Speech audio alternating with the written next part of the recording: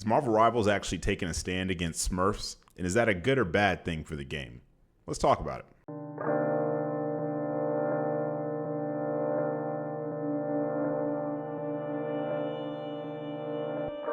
YouTube, what's going on, man? It's Father Dark. I'm here on a beautiful Monday afternoon. I hope everybody had a great weekend. Hope a lot of you got out to go see Superman. If you didn't, sorry you missed out on that one. But let's go ahead and talk about it. But before we get into it, I do have to say thanks to U4GM and their sponsorship. They're a pro web provider Marvel Rivals bundles with cheap prices and fast delivery. They have more than 11K good comments. This website is really worth a try. Make sure to use my discount code DARK for an extra 6% off. Now that we got that out of the way, let's go ahead and jump into it. So there's a content creator, Otter. I haven't really followed much of his stuff, but some of it did come up in my timeline, my feed for YouTube a while back. This was back earlier in the game's lifespan in regards to him doing like these runs where he would basically, like, a lot of these content creators will do this. They'll say they're doing an educational run, and they'll basically say they're doing the educational run from bronze up until like celestial or GM, whatever, using only one character. And they would do it in a very quick amount of time. Now, a lot of people have referenced Awkward. Now, Awkward's never come across my feed before, but Otter actually has. And like I said, I'm pretty sure there's a few other creators that I've seen that have kind of done the same thing in regards to doing like these so-called educational runs.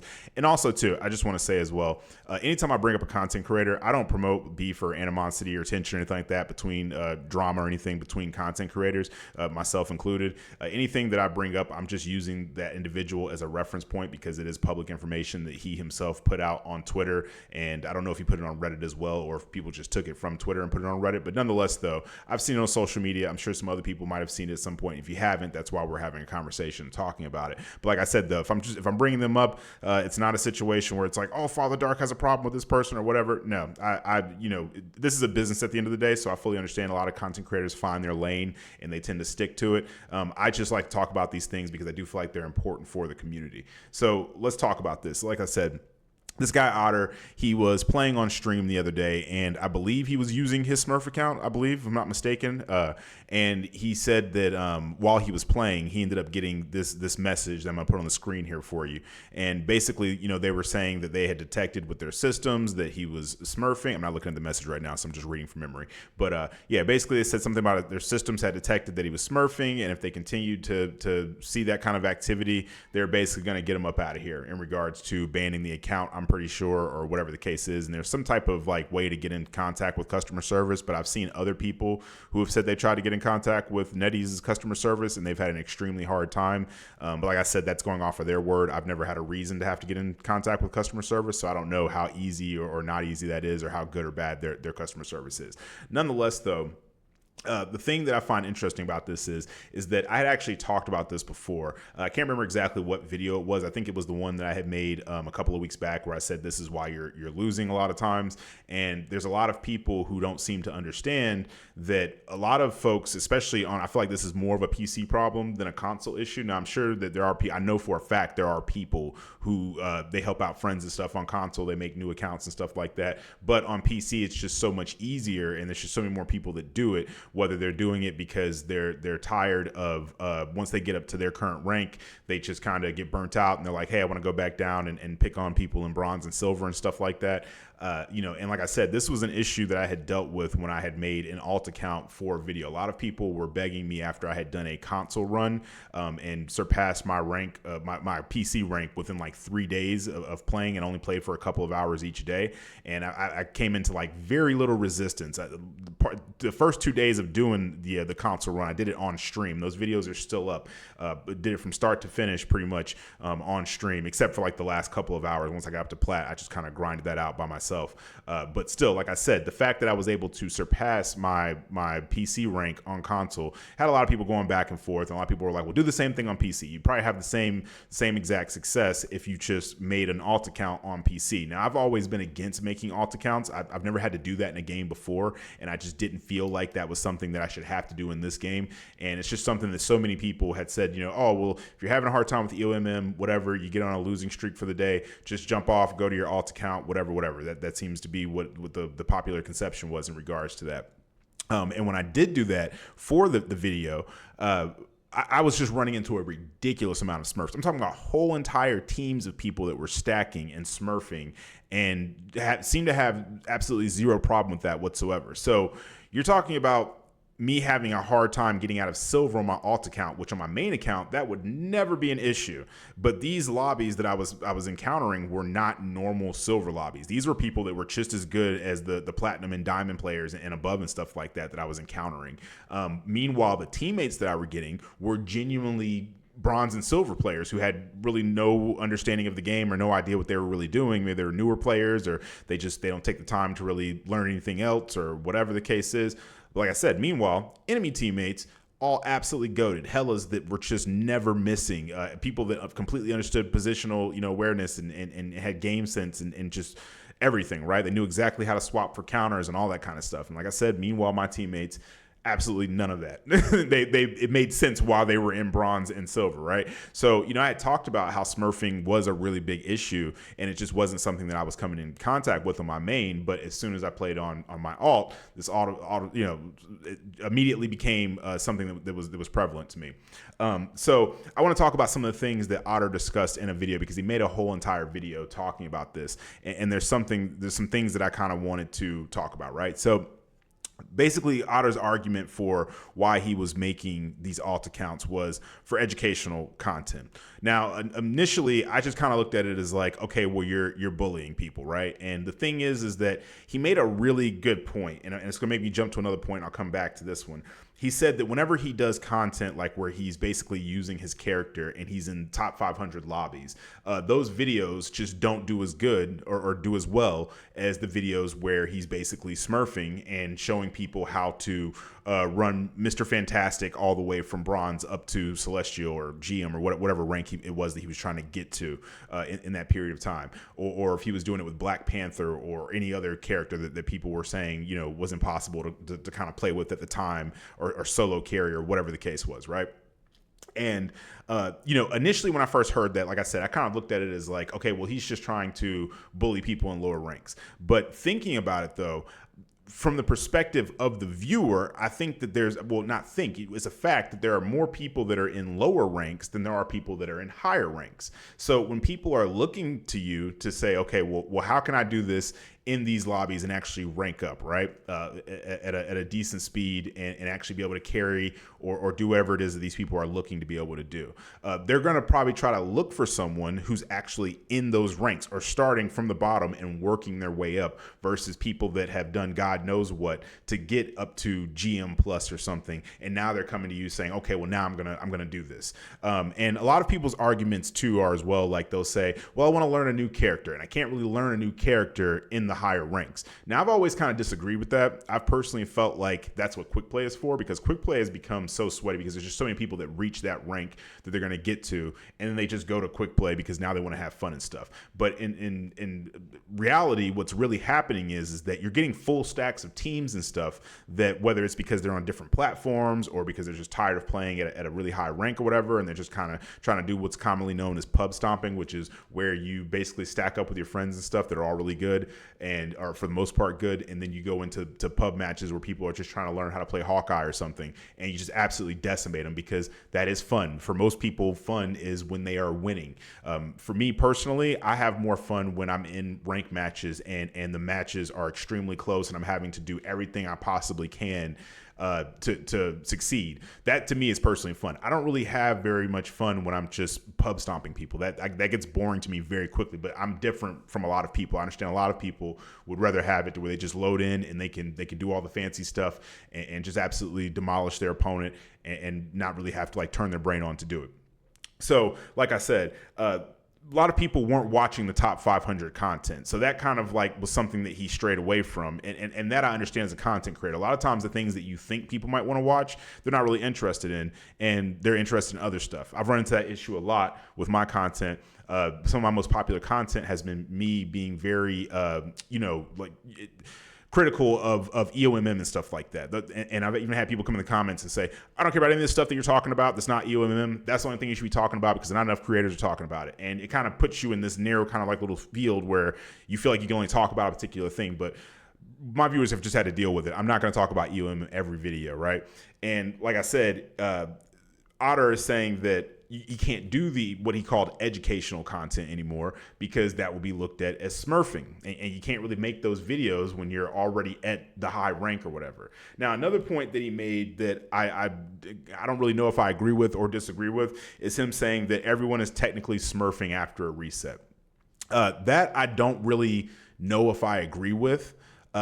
Simply because that's just kind of how rank has always worked. And the people that are going to be at a particular rank, they're not going to spend too much time. Like, for example, if you're a bronze player, you're a silver player, you're a gold player, that's where you're going to be at. You're going to reach that ceiling, and it's going to take you a little while to kind of learn whatever it is you need to learn to get out of that rank, right? But people that are not in those ranks, they're in higher ranks, they're going to kind of breeze through those. Yeah, you're going to lose a few here. You're going to get some teammates that you just can't carry, whatever. Yeah, nobody's perfect, right?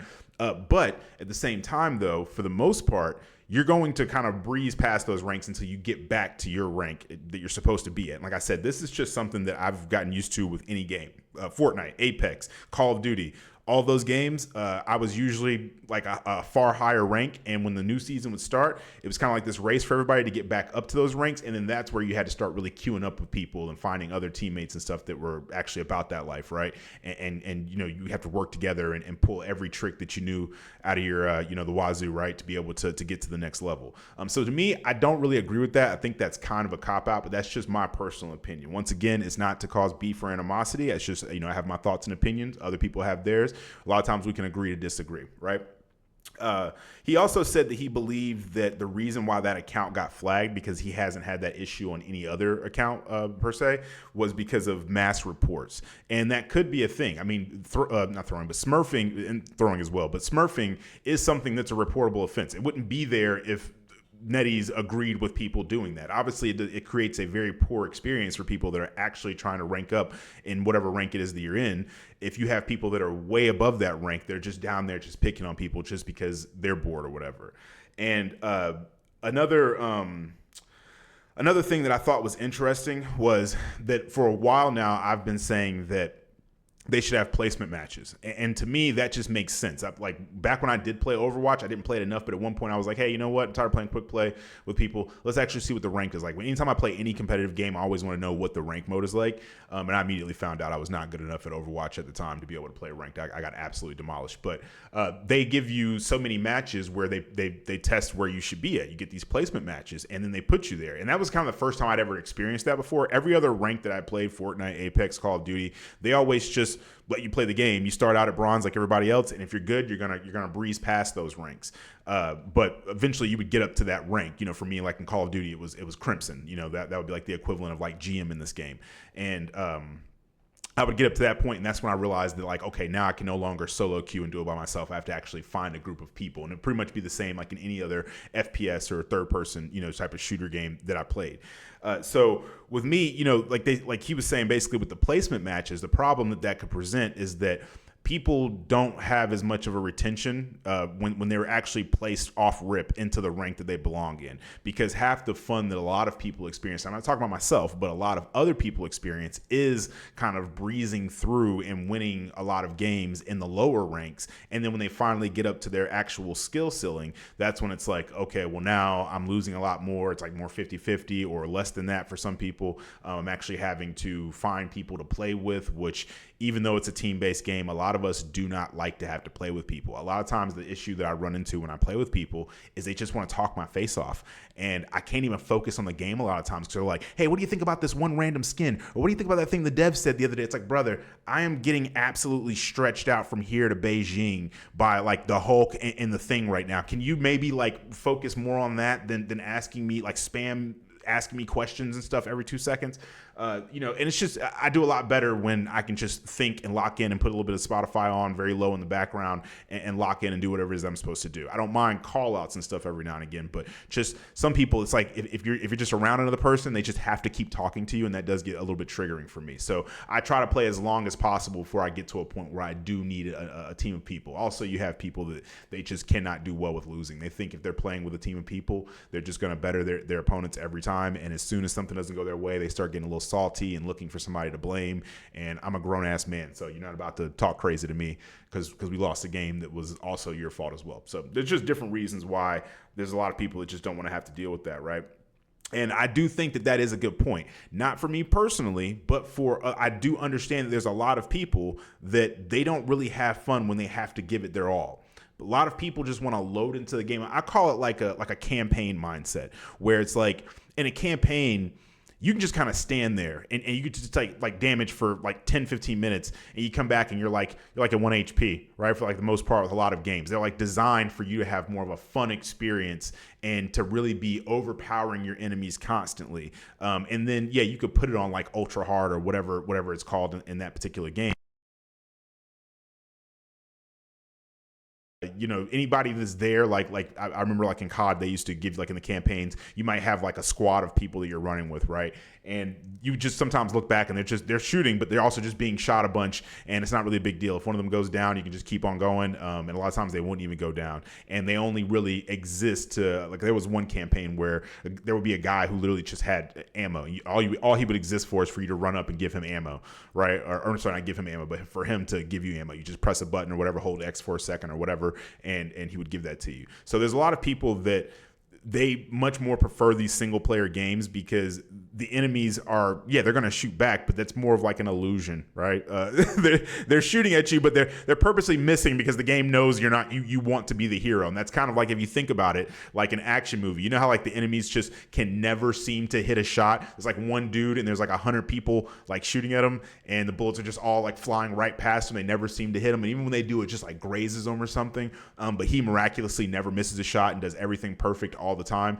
That's what people are looking for a lot of times. And then they think like, yeah, I want to play this competitive game, but they're not actually accepting that they're going to get bested or diffed or whatever by their opponent. So to me, that makes sense why when people get up to their actual skill ceiling, they're just kind of like, oh, I'm good. You know, I've reached whatever rank it is that I get up to where I start to actually have to like put in effort and I'm struggling. Now I'm good. Now I'm going to play quick play or go play this other game or whatever the case is. So that kind of makes sense to me. But I am curious, though, what you all think about that. And two, you know, the people, like the content creators, that's kind of their whole shtick is making these quote unquote educational videos, or the people that, you know, they purposely will smurf so they can get these videos where they say, yo, this new character's broken. Look, I just dropped 40 eliminations in a rank match.